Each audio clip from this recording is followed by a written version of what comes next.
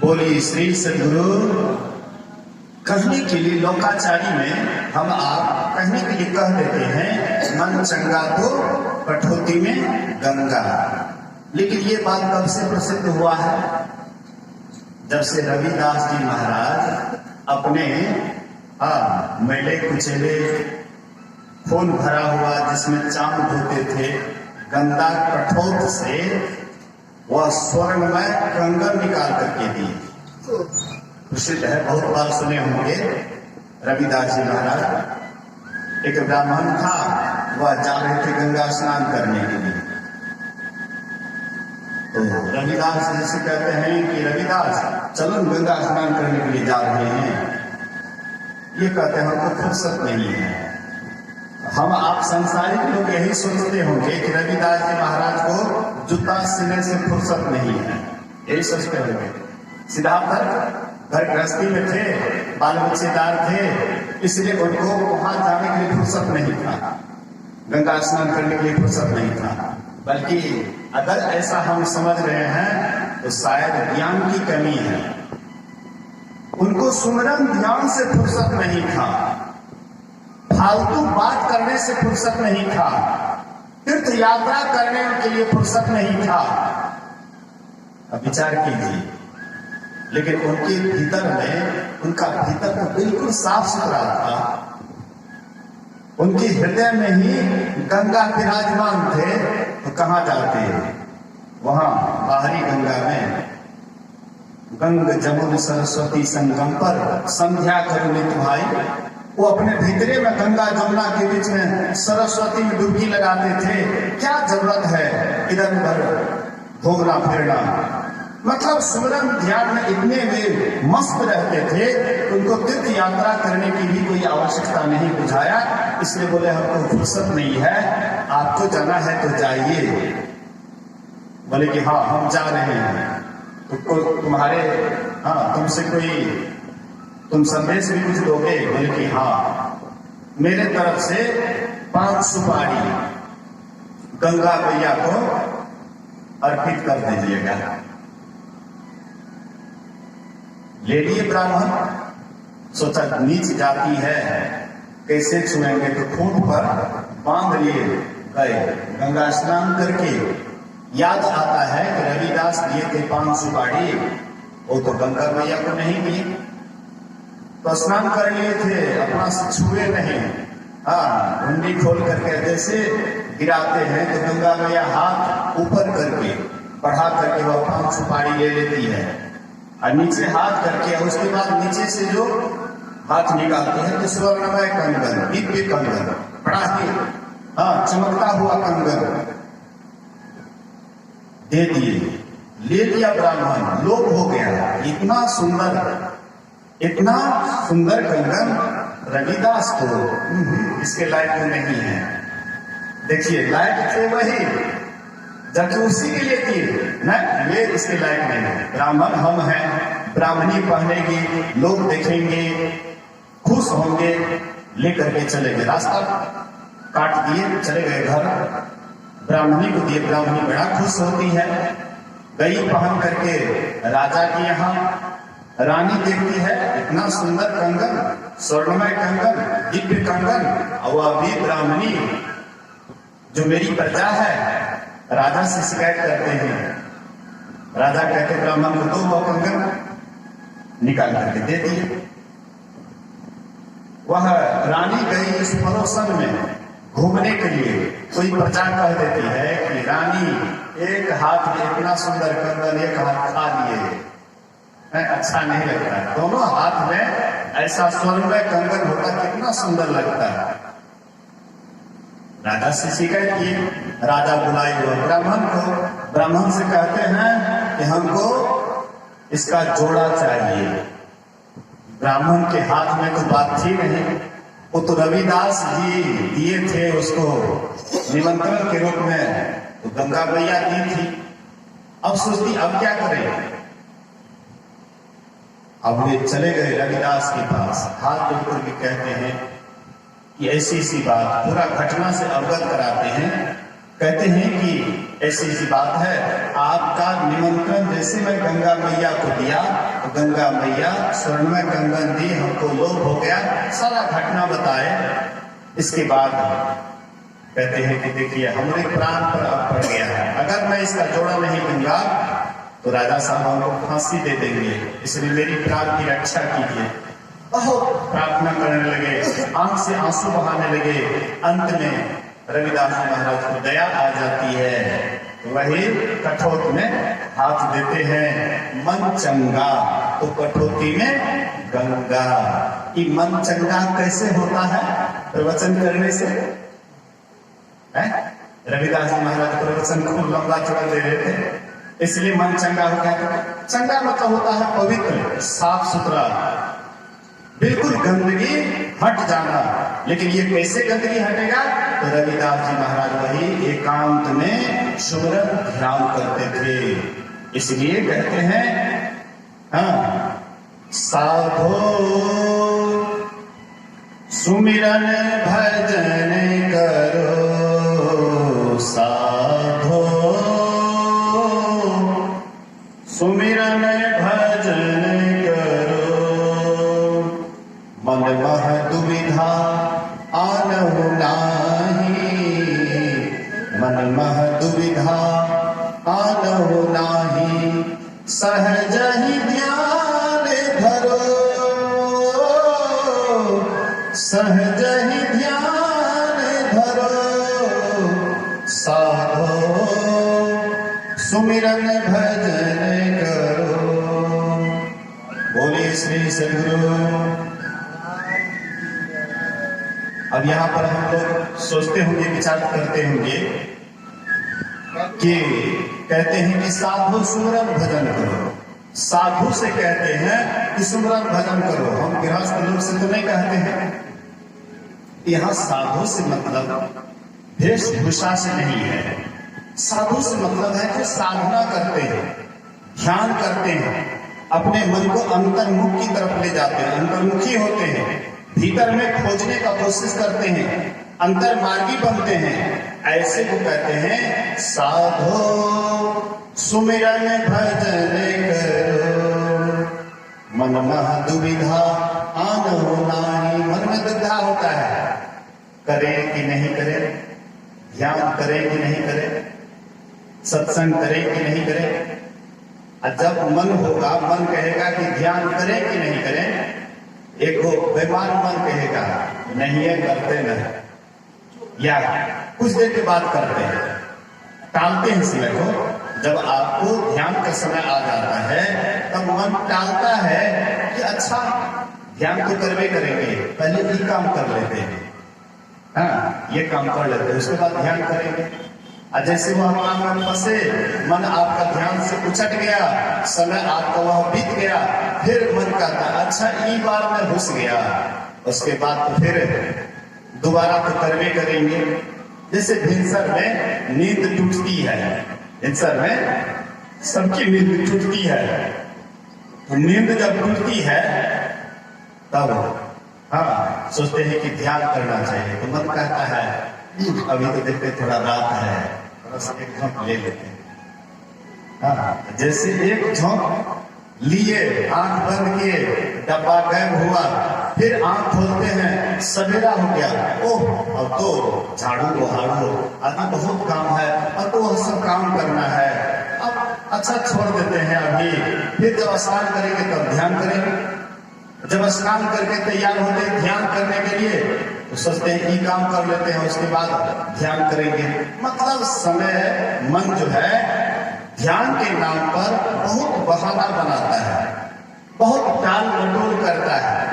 लेकिन जो अच्छे साधक होते हैं तो मन के टाल मटोल को अंदाजा करके सुमिरन ध्यान में ही अपने मन को लगाते हैं। ऐसे ही लोगों से कहते हैं साधो सुमिरन भजन करो, मन मह दुविधा आनहु नाही, सहज ही ध्यान धरो,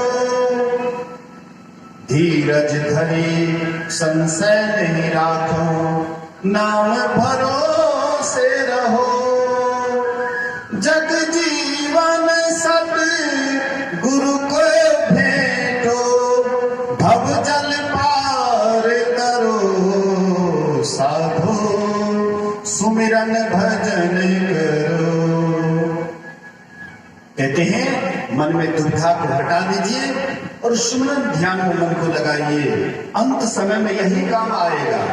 भगवान कृष्ण कहते हैं प्रयाण काले मनसा चलेना, भक्त्या युक्त योग बलेन चैवा, भ्रुवोर मध्य प्राणमावेश सम्यक, स्वतम परम पुरुष उपैति दिव्यम। भगवान श्री कृष्ण कहते हैं शरीर छोड़ते समय भ्रीकुटी के बीच में, दोनों भवों के बीच में प्राण को स्थापित करके जो शरीर छोड़ता है मेरे परम शांति को पाता है। अब यहाँ पर थोड़ा सा तर्क होना चाहिए, जब तक तर्क नहीं होगा तब तक वह ज्ञान ठहरेगा नहीं। अभी हम आप जब ध्यान करते हैं तो त्रिकुटी के बीच में प्राण स्थापित नहीं होता है, ख्याल टिकता नहीं है, मन टिकता नहीं है। और शरीर छोड़ते समय में त्रिकुटी के बीच में प्राण स्थापित हो जाएगा, ख्याल टिक जाएगा। अभी स्वस्थ शरीर है, अभी आप तंदुरुस्त हैं, तब आपका मन टिक नहीं रहा है ध्यान में। और जब आपका शरीर अस्वस्थ हो जाएगा, जब आप उस समय में परेशान होंगे रोग व्याधि से, और उस समय में सोचिएगा दोनों भ्रीकुटी के बीच में प्राण को स्थापित कर लें, क्या संभव है?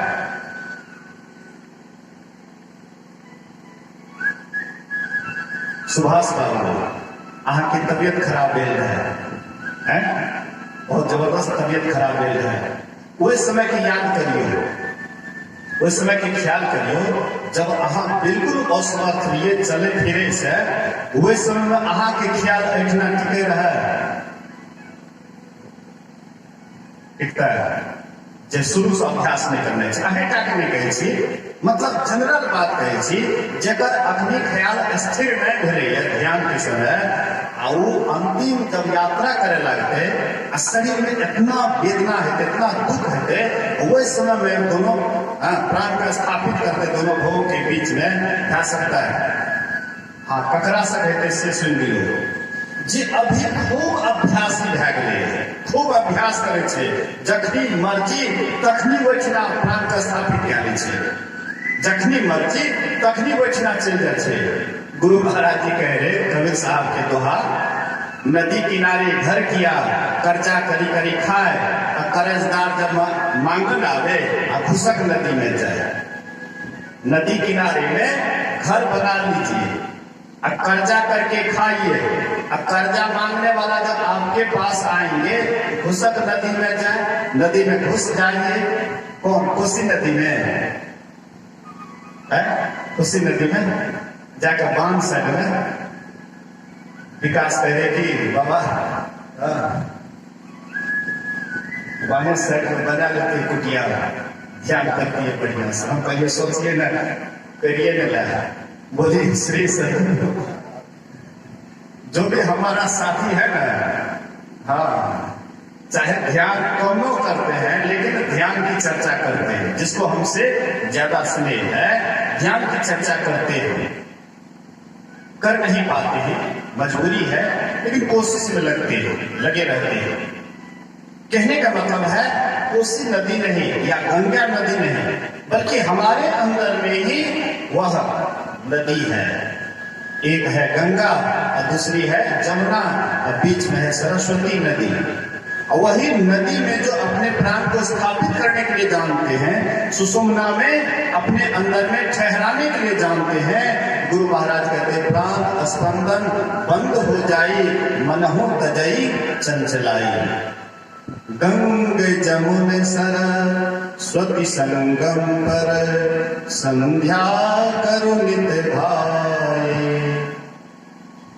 मैं आप लोगों को सुंदर कथा कहानी नहीं कह रहा हूं ताकि आपको मन खूब लगे।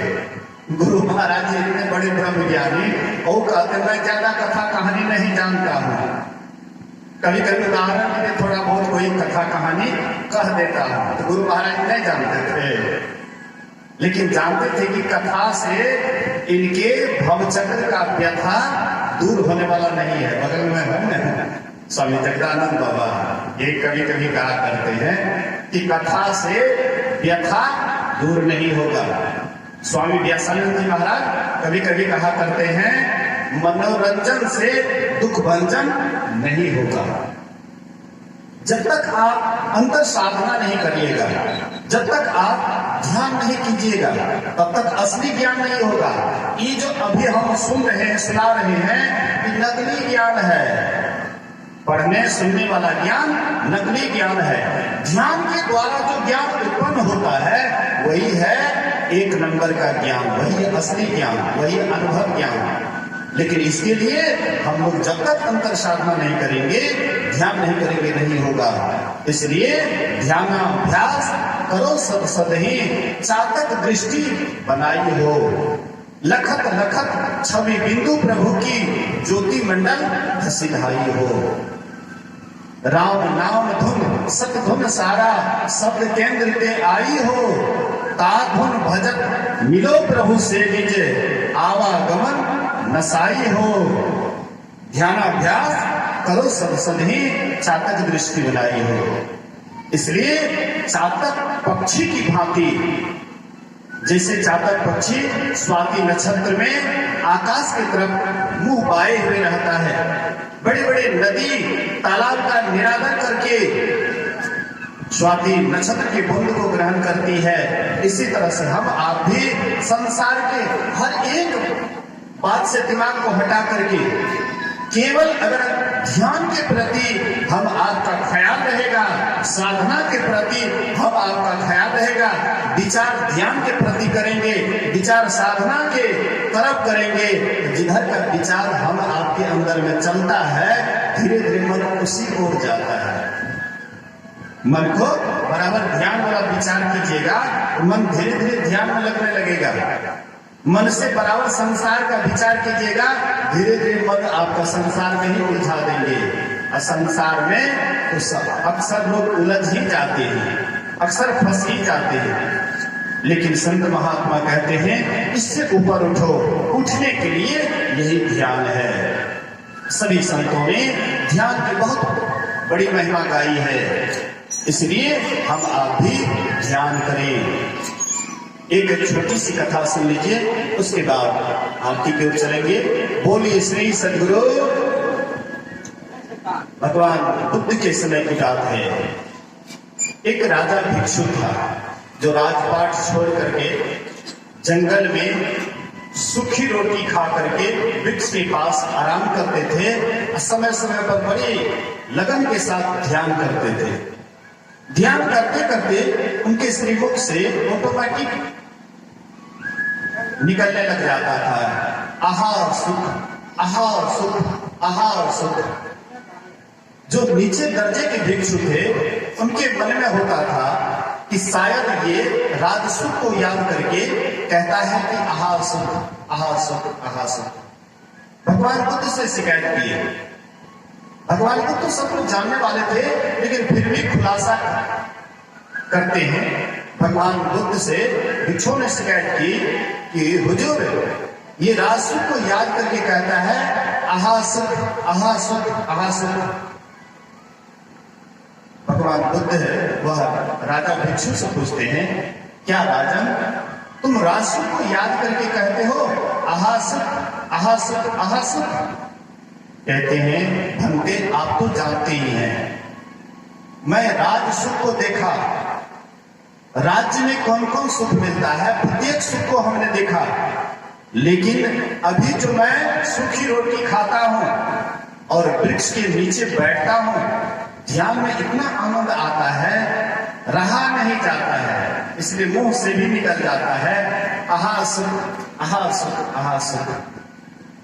मतलब कहने का, ध्यान में एक विचित्र सुख मिलता है, अजीब शांति मिलती है। इसलिए हम आपको भी लगन के साथ ध्यान करना चाहिए। सब आदमी ध्यान कीजिए, ध्यान के बिना एक दिन भी मत रहिए। गुरु महाराज जी के गुरु बाबा देवी साहब कहते थे, लाला ऐसे व्यक्ति को भजन भेद नहीं देना चाहिए जो 24 घंटा में 2 घंटा भी ध्यान के लिए नहीं निकाल पाते हैं। अगर ऐसे व्यक्ति को भजन भेद बता भी दिया जाए, इससे उसको कोई खास लाभ भी नहीं होगा। इसलिए हम आपको भी 24 घंटा में कम से कम 2 घंटा भी सुबह और शाम, जब दोपहर में स्नान करते हैं तो कुछ देर कीजिए, लेकिन सुबह शाम जरूर 1-1 घंटा अगर करेंगे जरूर है। सदाचार पूर्वक अगर आप ध्यान करेंगे, त्रिकाल संध्या करेंगे, आपको बहुत कम ही दिन में संतमत की अनुभूति होगी, ध्यान साधना की अनुभूति होगी। एक बार किसी को अगर अनुभूति हो जाए, उनके जीवन में कभी भी अश्रद्धा नहीं हो सकता है। इन बात को सुनिए, समझिए और अपने जीवन में उतारने का कोशिश कीजिए। आइए, गायक वादक आए हैं, एक भजन सुन लें, उसके बाद आरती होगी। बोलिए श्री सद्गुरु महाराज की जय।